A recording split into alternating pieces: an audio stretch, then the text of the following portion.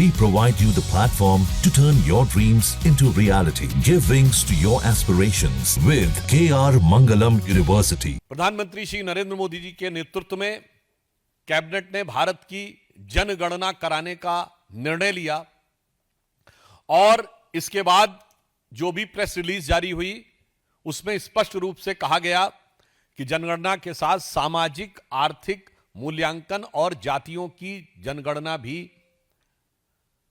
स्वतंत्र भारत के इतिहास में पहली बार होगी। जिस संबंध में पहली प्रेस रिलीज 30 अप्रैल को हुई, दूसरी 4 जून को और 15 जून को, जिसमें स्पष्ट रूप से यह कहा गया, और जो कहा गया उससे ज्यादा इंपॉर्टेंट होता है जो किया गया हो।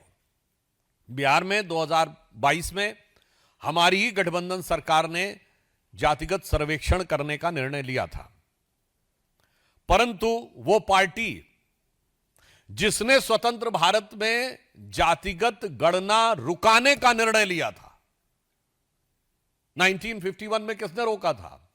जिसने पिछड़ों के हक को मारने के लिए काका कालेलकर कमेटी की रिपोर्ट नहीं जारी होने दी, मंडल की रिपोर्ट नहीं जारी होने दी, वो अचानक आज आकर जो कहने का प्रयास करते हैं और जो लिखा हुआ भी है उसको नहीं पढ़ पाते हैं।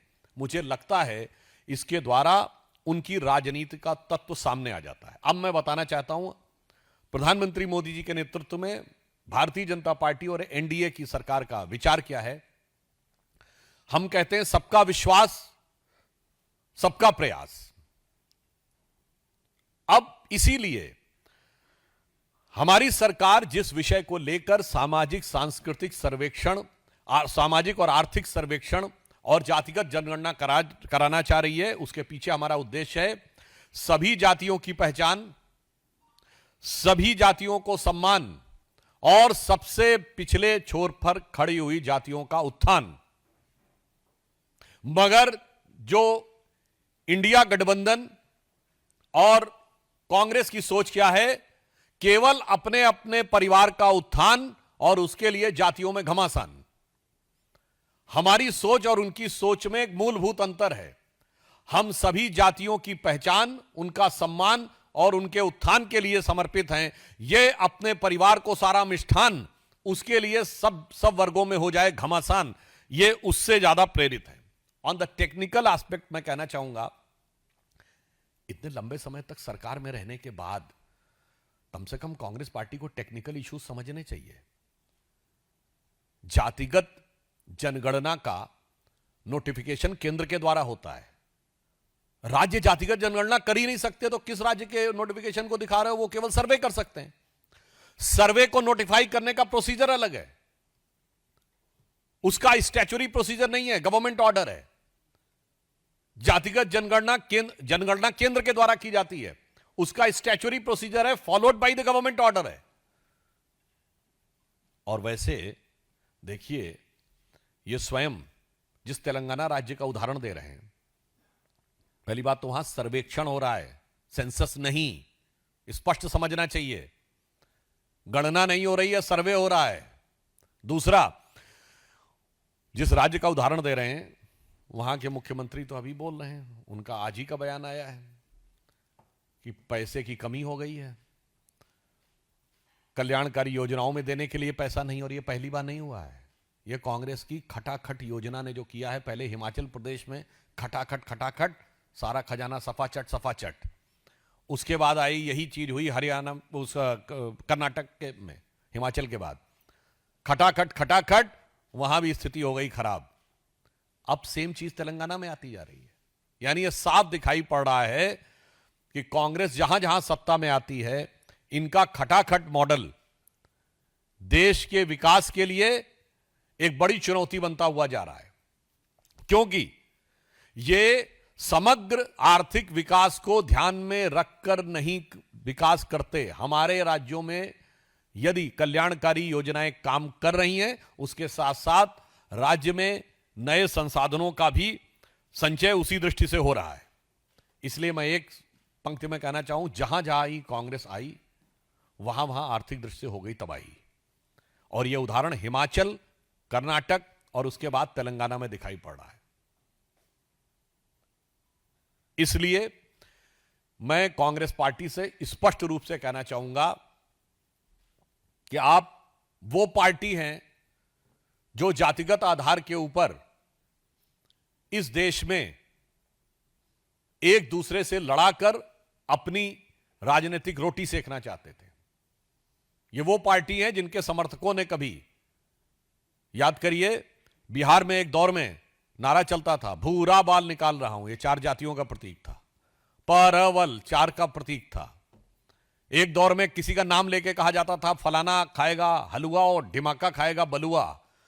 तो वही कांग्रेस में किसी जमाने में अजगर यूज हुआ। तो कभी गुजरात में इसी कांग्रेस ने KHAM खाम यूज किया, तो कहीं कर्नाटक में अहिंदा यूज किया। मगर मोदी जी ने क्या कहा? सबका साथ, सबका विकास, सबका विश्वास, सबका प्रयास। यूज सारी जातियों का नाम किया, मगर सारा अर्पण अपने को ही किया। सत्ता में जिन्होंने एक रत्ती का स्थान परिवार के बाहर किसी को नहीं दिया, इतनी छोटी सोच से जो लोग 3 पीढ़ियों से इस देश को चलाते रहे, उसी छोटी सोच के कारण जो लिखा हुआ है वो पूरे डॉक्यूमेंट को न दिखाकर एक सरासर मिथ्या प्रचार, भ्रामक प्रचार और इसके द्वारा वो देश को भ्रमित करने का प्रयास कर रहे हैं, क्योंकि शायद उन्हें यह लगता है कि इस चीज को लेकर जो मंसूबे उन्होंने पाले थे वो पूरे नहीं हो पा रहे हैं। मैं स्पष्ट रूप से पूछना चाहता हूं, कांग्रेस पार्टी पहले जवाब दे। कर्नाटक और तेलंगाना में उन्होंने अल्पसंख्यक समुदाय के जिन जिन लोगों को, जिन इतनी भारी संख्या में जातियों को इंक्लूड करने का प्रयास किया है, जिसके बारे में कोर्ट की भी टिप्पणी है, उस पर उनका क्या कहना है? आखिर में आप किसका हिस्सा मारना चाहते हैं? पश्चिम बंगाल की सरकार ने जिस भारी संख्या में मुस्लिम समाज के लोगों को ओबीसी में इंक्लूड किया है, जिसके लिए पिछड़ा वर्ग आयोग ने बाकायदा जवाब तलब किया कि संभवतः शायद 91 में 73 जातियां मुस्लिम समाज की थी। राहुल गांधी और इंडी गठबंधन वाले इस पर जवाब क्यों नहीं देते? और आपको एक बड़ा मजेदार तथ्य बताऊं कि जब ओबीसी कमीशन ने उनसे पूछा कि ये इतना कैसे हो गए, तो उन्होंने कहा कन्वर्ट होने से पहले ये इस जाति के थे तो इसमें हो गए। अब आप एक और बात सुनिए, उसमें यह भी कहा गया बंगाल में, भाई तो फिर इतनी भारी मात्रा में कन्वर्जन कैसे हो गया? तो चुप हो गए। मगर एक और मजेदार बात, अभी जो लेटेस्ट चेंज किया है पश्चिम बंगाल की कैबिनेट ने, उसने संभवतः 141 जातियों को उसमें डाल दिया है। अब मजे की बात क्या है, हिंदू समाज में 71 जातियां हैं एज पर वेस्ट बंगाल, और मुस्लिम समाज में 100 से अधिक ओबीसी जातियां हैं। भाई अगर कन्वर्ट होने से पहले थे 71, तो ये कन्वर्ट होने के बाद 71 से ज्यादा कैसे हो गए? यह साफ दर्शा रहा है कि आरक्षण के नाम पर वोट बैंक की राजनीति करके पिछले दरवाजे के द्वारा पिछड़े वर्ग के आरक्षण में सेंध ही नहीं लगाना, जिसे कहते हैं ना पूरी की पूरी दीवार ढहा देने का काम इंडी गठबंधन की सरकारों के द्वारा किया जा रहा है। इसीलिए प्रधानमंत्री मोदी जी के नेतृत्व में हमारी एनडीए की सरकार ने जो एक सकारात्मक निर्णय लिया है, उसके द्वारा होने वाले इस सकारात्मक पक्ष को वो स्वीकार करने को तैयार नहीं रह रहे हैं।